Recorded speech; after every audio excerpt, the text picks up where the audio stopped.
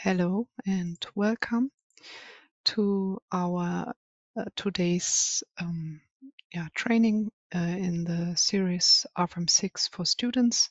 Today we will have the introduction into the concrete design. Before we start, let me introduce myself to you. My name is Juliane Stopper-Agter. I'm working in the Dlubal team for now around about 4 years. And I'm on the one hand working for customer support. So customers can call us or email us with questions regarding our program or their models. And we support them. Then we try to find solutions for them. And also we give trainings.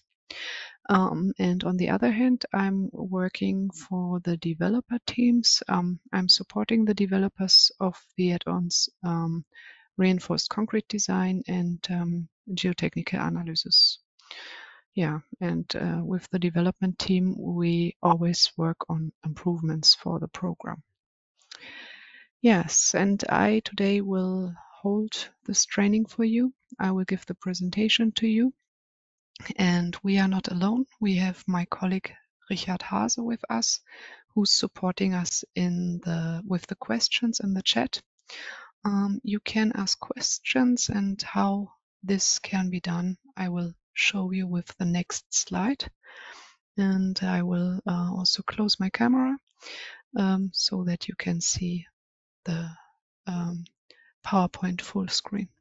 So this is the control panel that you can see, and there's this setting here, this option here to go to audio settings if you have problems with the headphones or something. You can adjust your audio settings in here. And with this button here, with the little question mark, you can open this window where you can enter your questions. These questions will go to Richard, to my colleague, and then he can reply to you. And don't worry, if there are questions open at the end of this training, we will reply them with emails. You will get an email afterwards.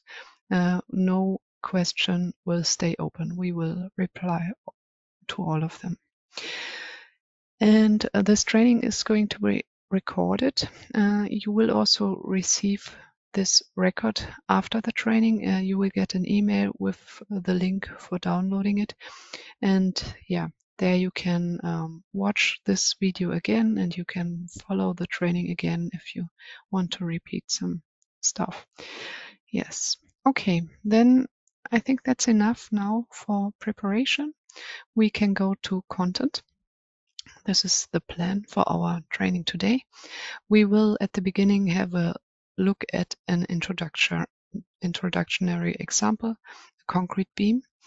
And we will model the beam, we will put the loads on it, and then we also will have a look at the design properties that we need for concrete design, and we will do the finite element analysis for our system and also the concrete design in the same time. And afterwards we will have a look at the results of the static analysis, the finite element analysis, and also the concrete design.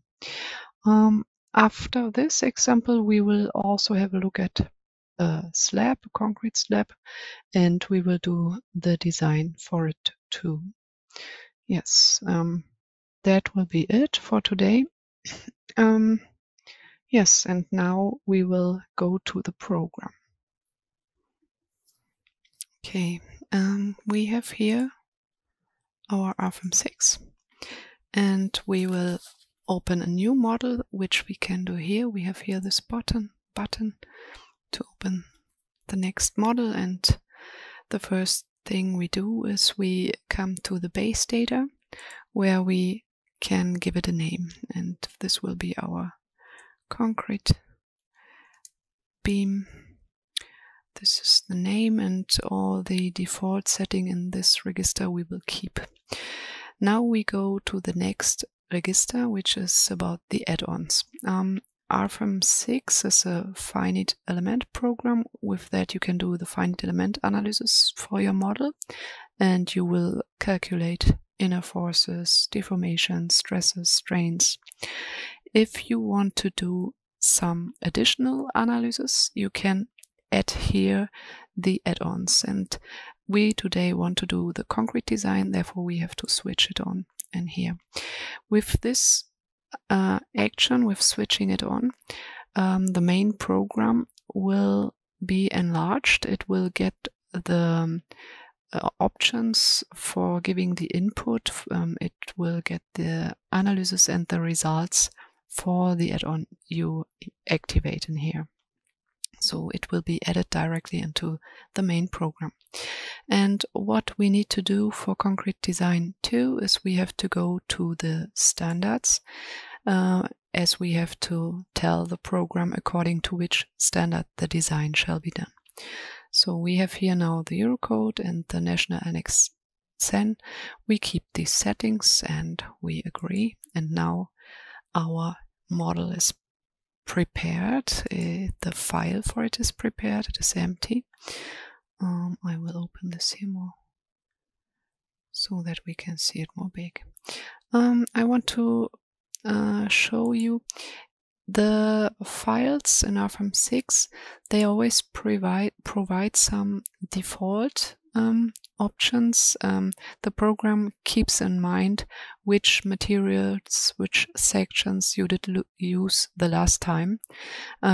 It can help for a new project, but for us now we want to start from scratch. Therefore I delete all these objects so that we can start in a fresh file. So what we do now is we go to the materials, and here we create a new material, and we therefore provide here the library. We can go into here and we want to select our concrete, and it is important that you take care of that the standard according to which you want to do the design, that you should select a material according to that standard. So we have C3037. I accept that and I go on apply. Then I can see also here on the navigator that it is added.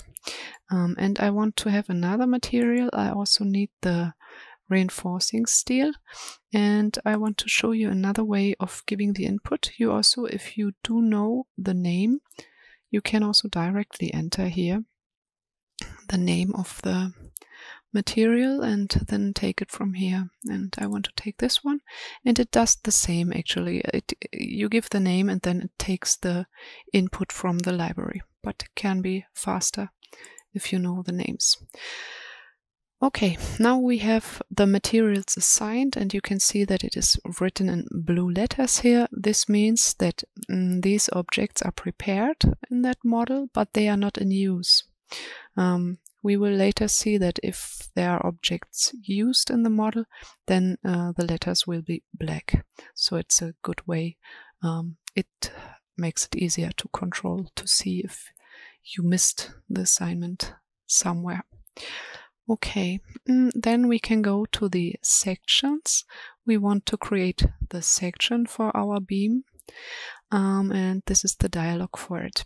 We have as equal to the materials, we also have for sections a library.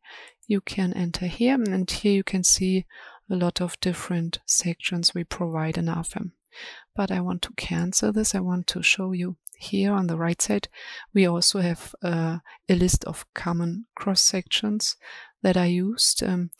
The program automatically adds here the first material of the list. It fits for us. We want to have a section with a concrete material, and for this material it proposes these cross sections, and we want to use the rectangular, so it's fine for us. We can go to the next register where we can enter the geometry for our section, and we will have 300 in this direction and 458. And I can say OK. And then I have my cross section prepared, and you can see it uses the concrete, so this became black here. And now we can directly model our beam. We have therefore here this menu, this button, to create a new single member. I click on this and I create a member, and I can also check here the section. Yes, this is the section I did define. And now I can start, and I have the grid points here. So I want to start in 0, and our member shall be 8 meters long. And with the grid here, it's quite easy to find the 8 meters. I click on the grid point and my beam is defined. Now I want to add a node in here in between in the member, and we have a special type of node we can find. For example, if we do a double click on the member, we come back to the member menu, and here we can use the option to define a node on member, or more than one, but we only need one. And as I activate this option here, this register comes. You can see it's not here, now it comes, and I can enter the position of the node, but I want to not give the data in percent, so I click here and now I can give it in meters, and I want it to be placed 6 meters from start, and I go on OK, and now you can see that here I have an additional node. Okay, now we have the beam. What we need now and what we do now is we define the support. Therefore, I select the member start. I do click double on the node, and I'm in the nodes register, and here I have the option to assign a support. And again, the special register for that option opens up, and here I can create a new nodal support for this node. And I want to have a fully fixed support, and I go on OK, and then this node is supported. We can see here the green thing, and I want to have another support here at this inner node, and I go here on support again and create new support, and I want to have now a sliding support. I use that one, which is sliding in X direction, and I also want this to be fixed, the rotation about X axis. Okay, I go on OK. With this node on member, we have the option that there is a node at that member, but this node doesn't divide this member into 2 parts. This is quite helpful if you want to do the concrete design for it, and the reinforcement will work as for one member. Okay, now we have our beam ready. What we now do need is the loads. So therefore we can go now here a bit more down in the menu, and I do a right click on load cases and combinations, and we see the dialog here, and we have here the load cases. What the program provides as standard is a self-weight load case. We have here the self-weight active, and now we add further load case, and I want to have a dead load case. It's also from action category permanent. I go on apply and I create a new load case, and this will be a live load, and I select this action category. It is important to select the proper action category, as the action category decides how this load case is considered in the design situation in the load combinations. So this is my live load, and I say live load 1. You will see later why, and I copy this load case and I create here live load 2. Okay, so then I go on apply again, then it is in the model. Now we can go to the next registers and have a look at them. Here we see a list of all the action categories we have in the model, an overview. Then we can go to the design situations, and these are the design situations that are used for the different design checks. And you can always, for all of these, click here on this info button, and there you get the info about the combination rule, which is used for creating the load combinations. Yeah, so it can be followed. And we have here the frequent design situation. You can see that all of them are now used in the concrete design, and I can also here deactivate it and say this design situation I don't want to have considered in the concrete design, as I don't need it right now. Then we can go to the next, and here we see how all the action categories we have in our model are combined. And then we can have a look at the load combinations. This is the list of all load combinations that are automatically generated for us, as we have here the combination wizard assigned. If you switch it off, you can manually define combinations for this design situation. If you have it active, as we saw, the load combinations are generated. I go on OK, and all my load combinations, they are prepared.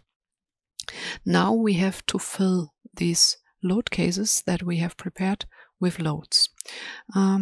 Therefore, we look at here, we have now for every load case here a different folder, and we now go to the dead load.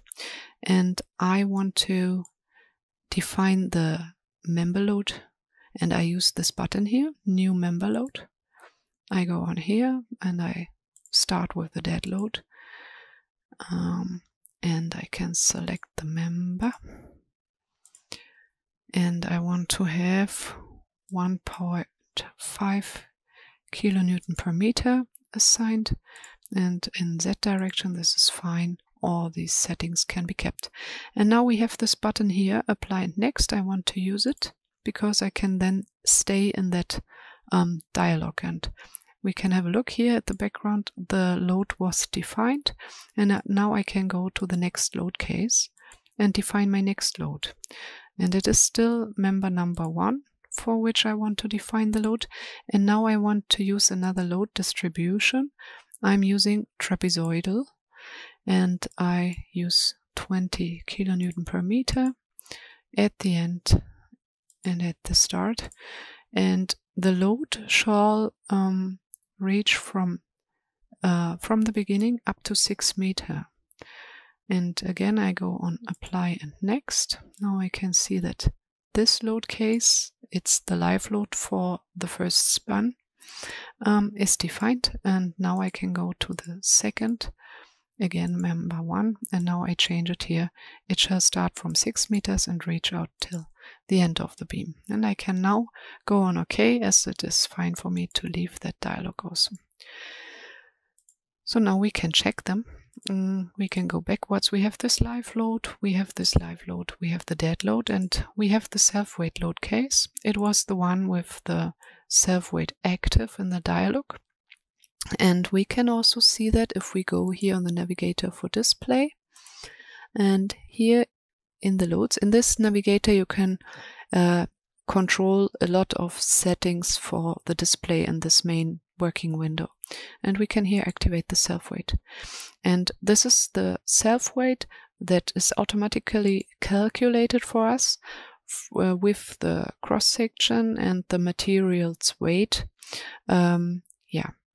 And here we can see what the program calculated. Yeah.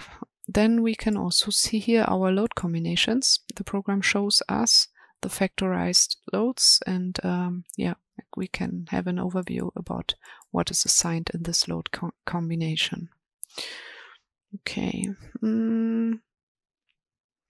Now we are at a point in the modeling process where we could start the finite element analysis. We have a system, a structure that has boundary conditions for geometry and for loads, and the finite element analysis could be started, but as we want to do the concrete design as well, we will now have a look at the design properties for concrete design. Therefore, we go here to the member, and we can see here the design properties. This appears here as the program has the concrete design active, and as soon as an object is of concrete, then these properties are available. And we could also switch them off. Then we would see the pure dialog for the member, how it would look for the member. And if we have it not active, this member would not be part of the concrete design, as it has no concrete design properties. But we want it to be designed, that's why we switch it on. And then we can go through the concrete design registers. So the first option is to define an effective length. This effective length is used for the stability design with the equivalent member method. And as we now have the beam which has no stability problem, we don't need to use the equivalent member method, and therefore we don't assign the effective length here. We can go to concrete cover. This we need. We can give the concrete durability. We have a default value here, and we can, with this button, go on edit, and we can have a look at it. And here you have this helpful graphic, and you could also change it if it is necessary, or add further exposure classes, and also set additional options if you need. But we will keep the standard settings, and we will go on. If we have the concrete durability defined, then a program can automatically calculate us the concrete cover according to the standard that we have selected for the design. But it is also possible to give a user-defined concrete cover, and it is also possible to define it different for the section sides. This can be needed if one part of a column, for example, is at the outside of the building and one part is at the inside, or something like this. But we keep the default setting. Then we can come to the reinforcement. The first register is for the shear reinforcement, and for both the reinforcement registers we have here at the beginning the type of reinforcement that we can select. And we have the stirrup type, and we have now a 2-legged stirrup, but we also provide 3-legged stirrups, but we stay with 2-legged. And here's the material. The material is automatically the first reinforcement material you have in your material list is selected here. It is assigned here, but you can also change it if you have further in your model. Then you can define the stirrup parameters, and we want to use 8 millimeters stirrups, and you can also define the distance for the stirrups, and if you need, you can also define further fields of stirrups. You can have different stirrup reinforcement area in different parts of the member, but we keep now the setting that we have one field along the whole member. Okay, that's it for now. We keep it like this for the shear reinforcement. We can come to the longitudinal reinforcement. Here it's analogous.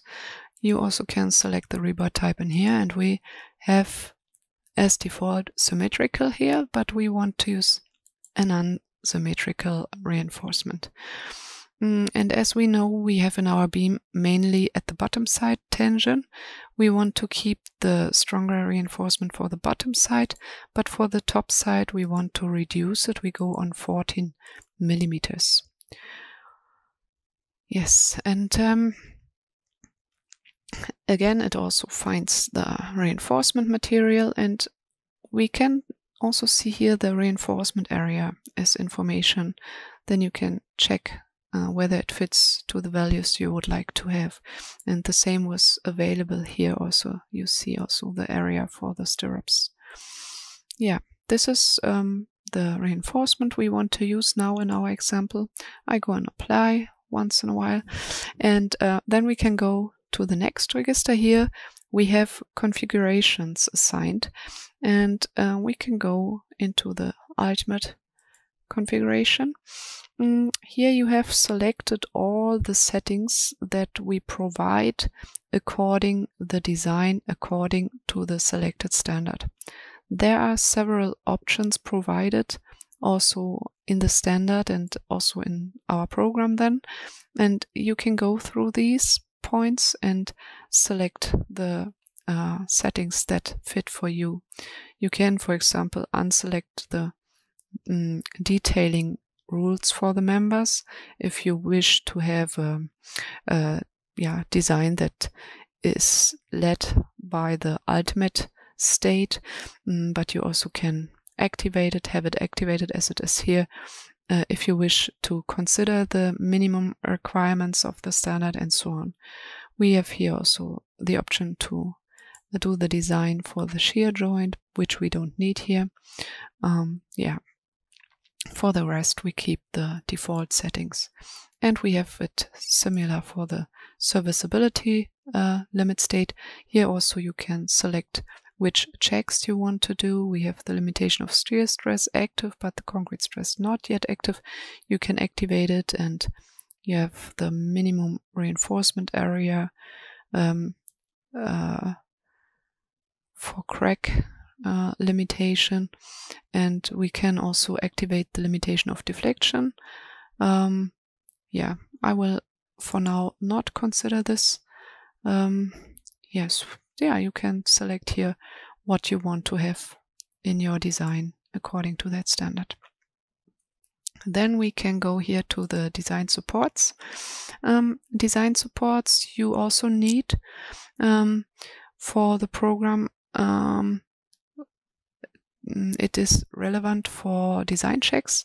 The program needs to know at which node the current member has a support and at which node it doesn't has. Therefore, we go here to the member start and we define a new design support. It shall be considered in the Z direction, and it has that width, and the support depth it takes from the member width. And we have a monolithic connection, and there's no inner support at the member start. So we have this design support, and we create another one which is an inner support. And we go on OK. And we have the first support here, which was the not inner support. And at the end of the member we don't have a support. We have a design support at the internal node, and there we can assign now our second member support. We can see here now the program knows our member is supported here and here for the design checks. We go on OK, and then we have it in our model. Okay, I think then we are ready. Yes, we are ready. We can start our calculation, and I want to start it from here. We have here the table, and we have all these objects that we saw here, all the objects that we did define. We also have in the table, and we can have the view of the table too. Sometimes it's useful to work with the table too. And here we can find the concrete design as well. Here you see the design situations that are now considered in the design, and here also you can switch them off if you say you don't want them now, and you can select the objects that shall be designed, and from here you can start the concrete design. I will click on it, and now the program starts with the mesh. And afterwards, the finite element analysis is started. The inner forces, the deformations, stresses, and strains are calculated. And then as we have them, the concrete design is done with these inner forces. And now we see the result. Yes, what we do see now at first is here the overview for the concrete design. Maybe I start here. We have here the navigator for results, and we are now in the concrete design. But it's always possible to go back on the static analysis. Here you can find the results of the finite element analysis. And yeah, you can check, for example, the deformations, whether they are plausible. Let's have a look at them. We can go on the wireframe model, and I want to switch off the reinforcement. I don't want to see it now, as I want to focus on our results. Now we can see more clear the deformation, and we can also select here that we want to have the section colored, but we can also go back to lines. So as we see, we can go to static analysis, and these results from the static analysis, the inner forces, they are used for the design. And what we have here is the overview. It looks relatively red because you are warned in that overview according the positions where you have to work on. But you can also go here on design ratios on members, and I will show it. It is a lot, relatively a lot, and you can also deselect options here. We have now here the ultimate limit state results, the serviceability limit state results, and also detailing checks.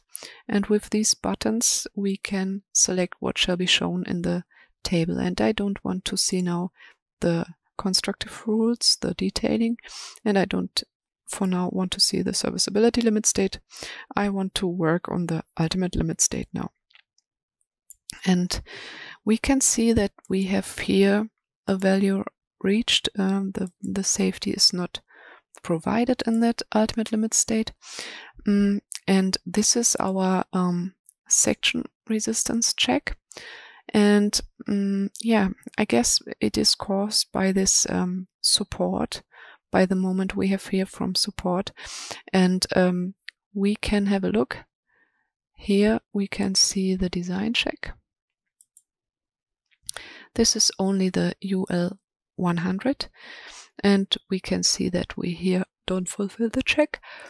But we can also have a look on the reinforcement. So I switch off the design check and go to the reinforcement. And here we can see the required longitudinal reinforcement at the top and at the bottom. And we can also have a look at the provided reinforcement at the top and at the bottom. And there we can see that our problem is the top side. So it's really the support, the moment from the support. We have tension on the top side, and for this tension our reinforcement is not enough. You can check it like this, if you look like this, but you can also directly go to the result not covered reinforcement. Therefore I switch off the required and the provided, and we just open this one. And there we can see that in this range the reinforcement is not enough. And yeah, now we will modify our reinforcement in order to fulfill this check. So therefore we can go here directly. I did do a double click on the member, and I get back to the members dialog, and I saw that I need 4.8 centimeter square. So we have 4.6.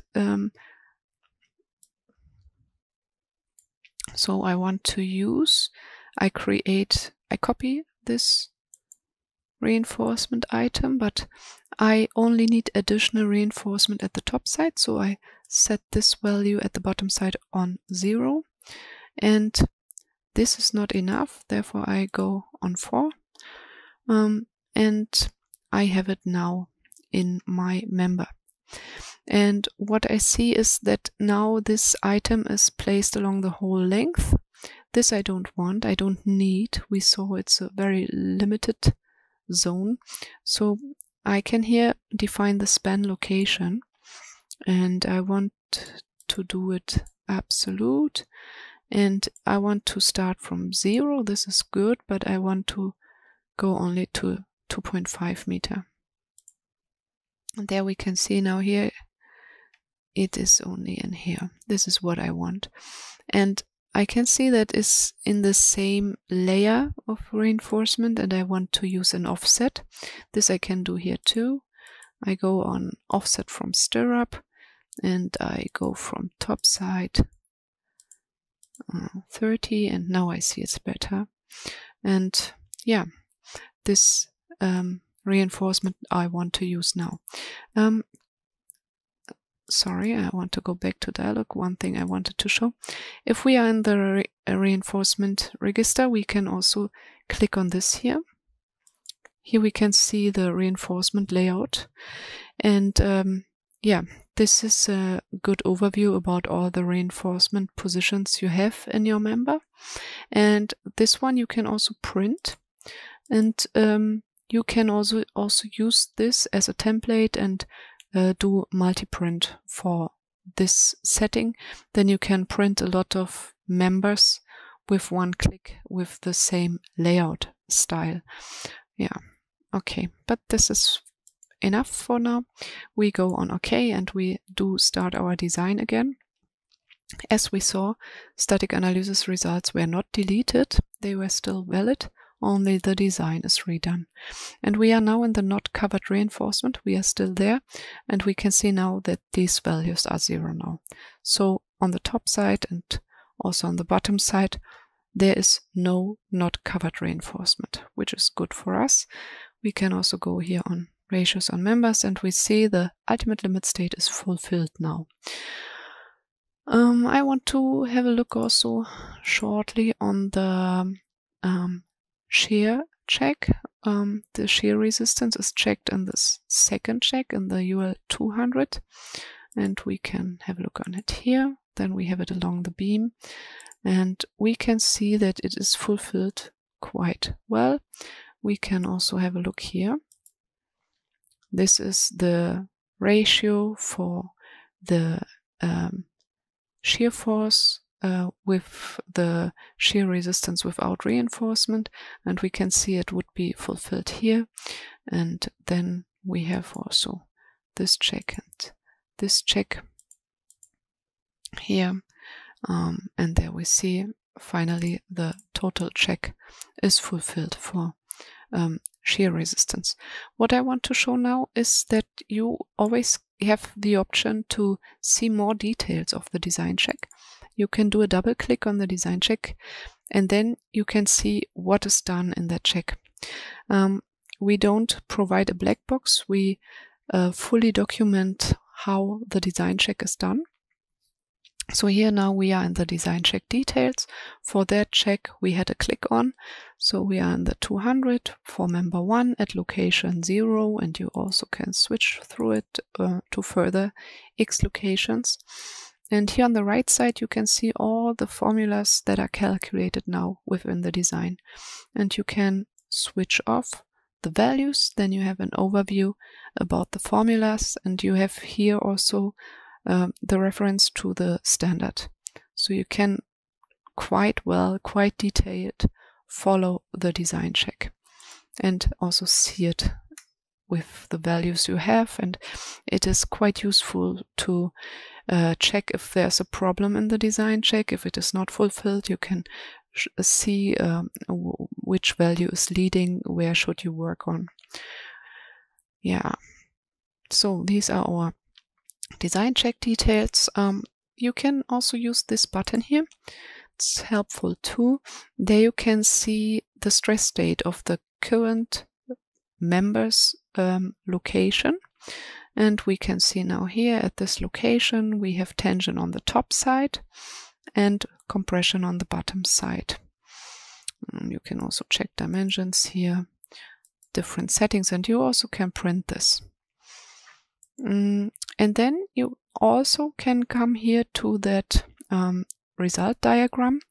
Here with this design check details you are at one location in the member. Now if you open this one, you can see the current design check along the whole member. And you can see how it behaves through the member, how it develops. Yeah.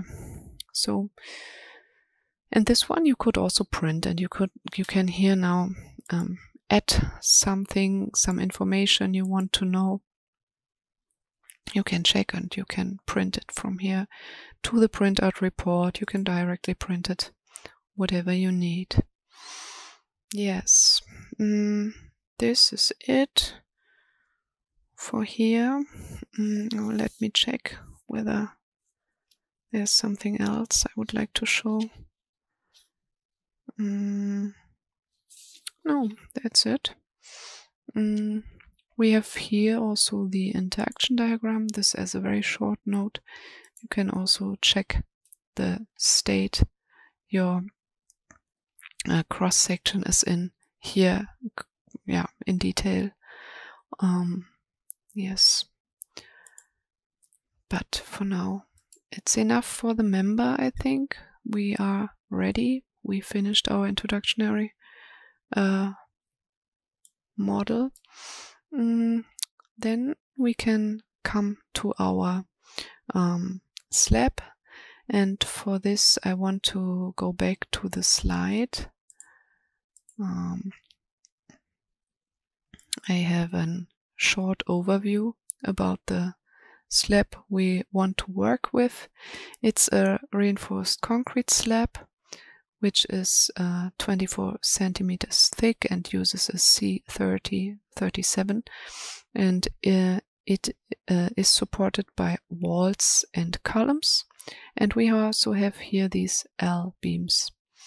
And we have loads in the model. We have self, weight, and live load. And now we open the model for us. We have it here.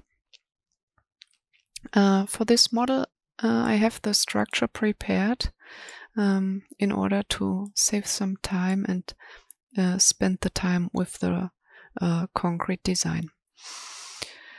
So as we can see here, we have the concrete slab.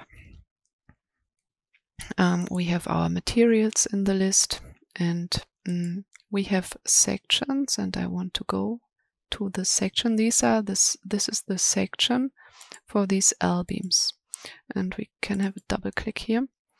For this type of beams, we have in RFEM a special member type, which is called rib. If we go into here, we can see that we have now the member type rib used. Before we had the beam, as it was a single beam, but here it is a rib. This means we have the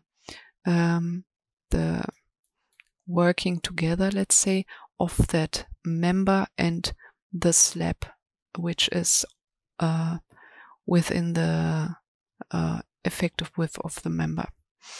And here we have the special register for the rib, and here you can do some further settings. You can select whether your rib is placed at bottom side of the surface or top or at the center. You can use the auto detection. There the program finds for you the surfaces that are placed at the rib. It can from time to time be needed to use the manual definition. Then you can unselect the auto detection and so on. Here you can do settings for the flange dimensions. And here you have the overview. Yeah, like this. It has here the design properties provided as it is from concrete material, but I don't want to do the design for the rib right now. We want to focus on the slab. So we have the section here and the rib members here. What we do have in that model too is the thickness. The thickness is analogously to the section for members. We have the thickness for surfaces that we can define here. We can go into the dialog. Yeah, and here we can see the thickness and the material assigned, and it is assigned to the surface number 1.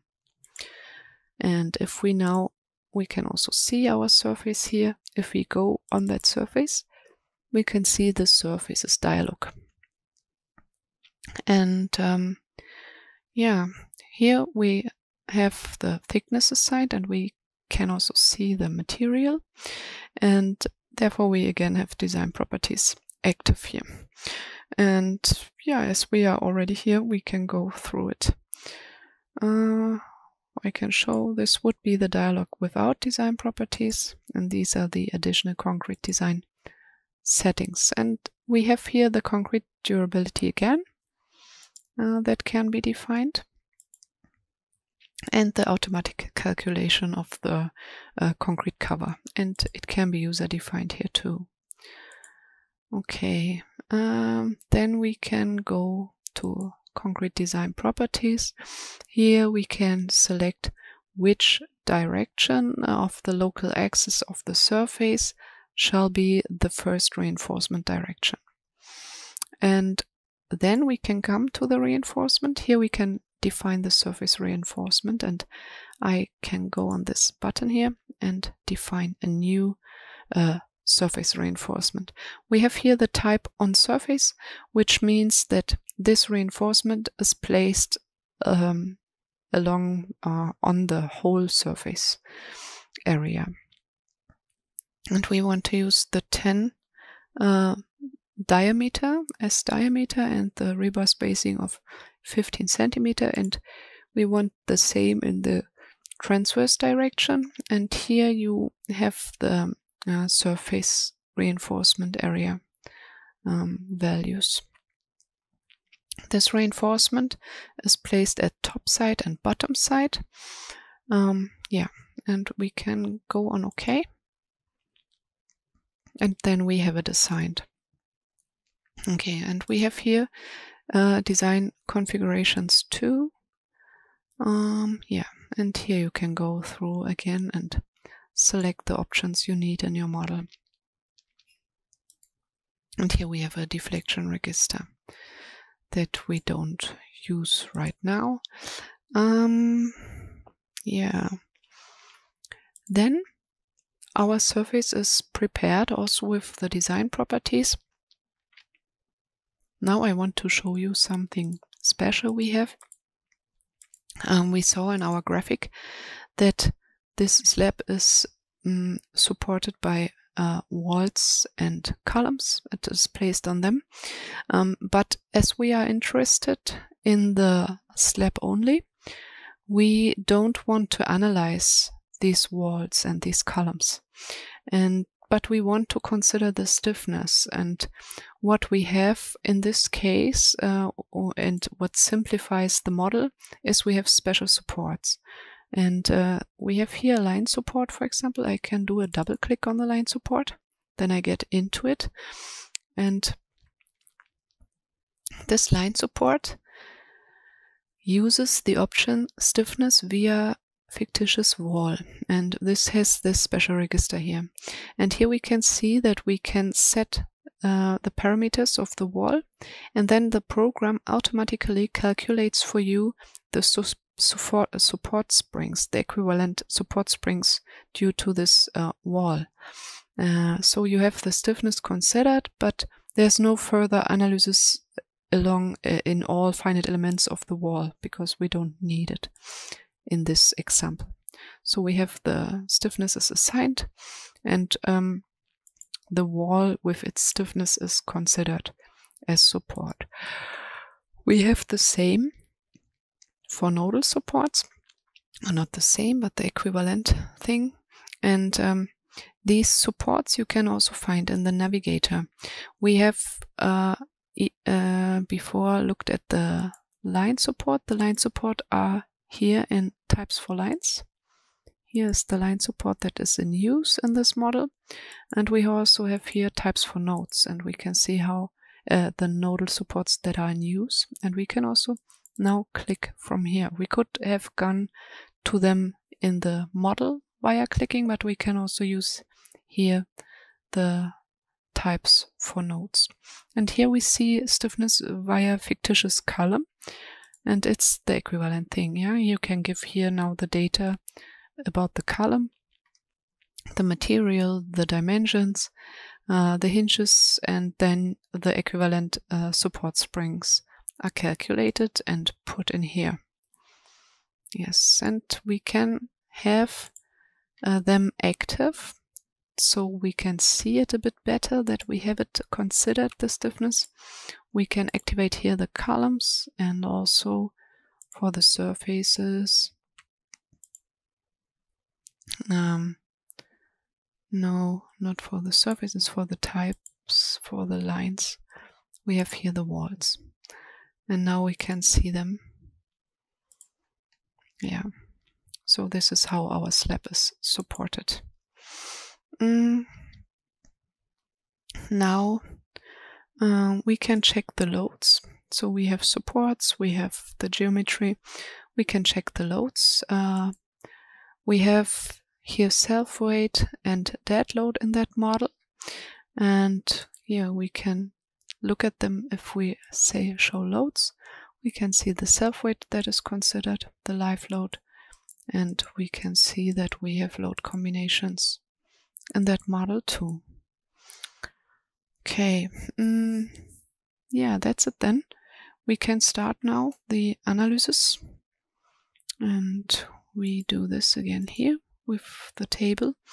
In this model, I wanted to show you that you can go here on concrete design on the settings, and I did switch off the serviceability, and I also switch off the detailing. So now I do only the ultimate limit state design, and I wanted to show these options to you. Here you can set which design options shall be done, and we provide also fatigue design, fire resistance design, and seismic design. Okay, we keep it like this, and we start the design.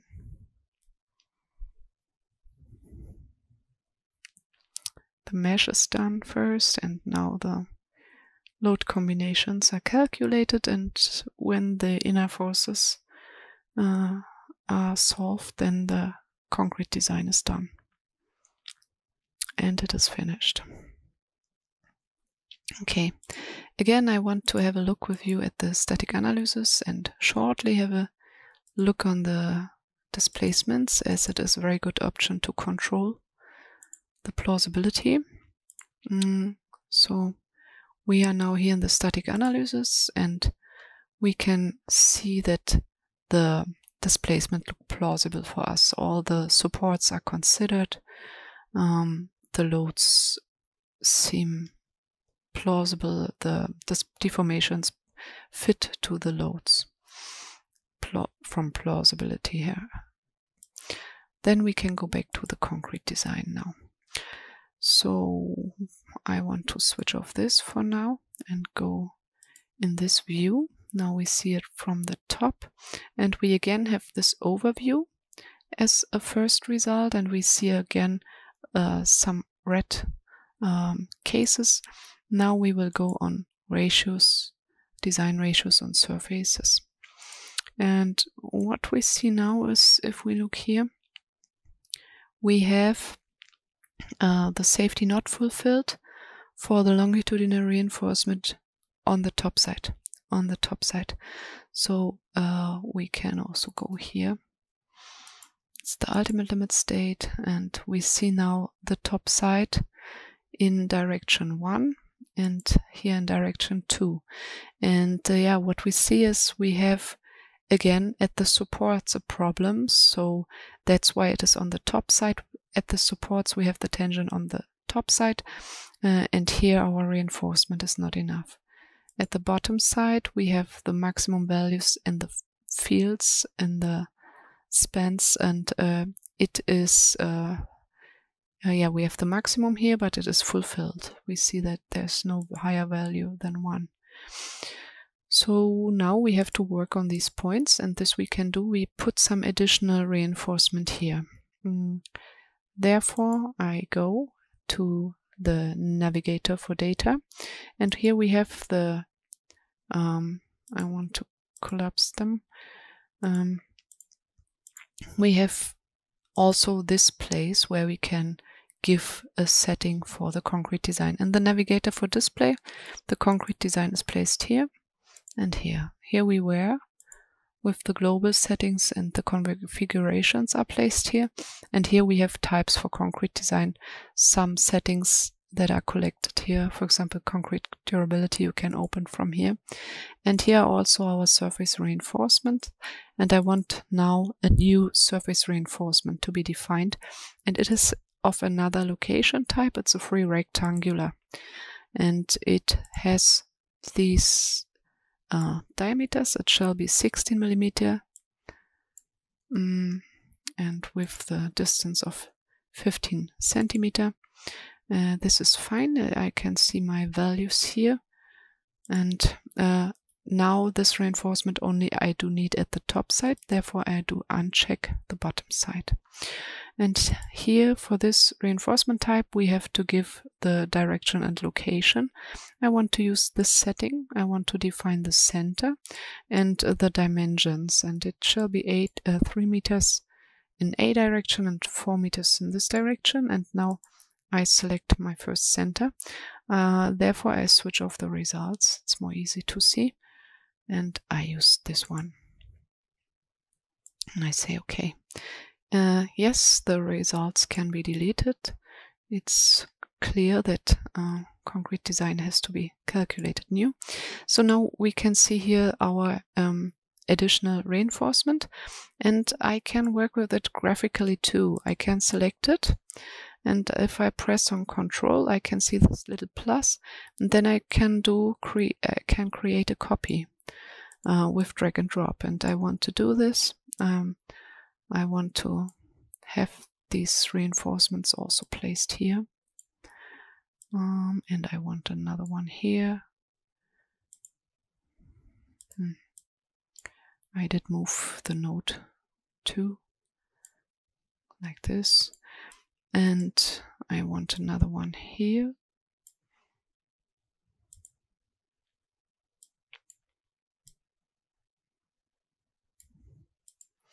And I want all these reinforcements to be placed here too. Oh, I didn't copy it. I press Ctrl and Z, then I can undo this. Now I press Ctrl and I can have a copy. It didn't work. Okay. I don't know why. I am doing it like this now. I can also do a right click, say manipulation and copy, and create a copy, and I define the distance with this setting. Like this I can copy it too. Okay, now I have additional reinforcement at all the places where I wish it to be placed, and I can restart the calculation process.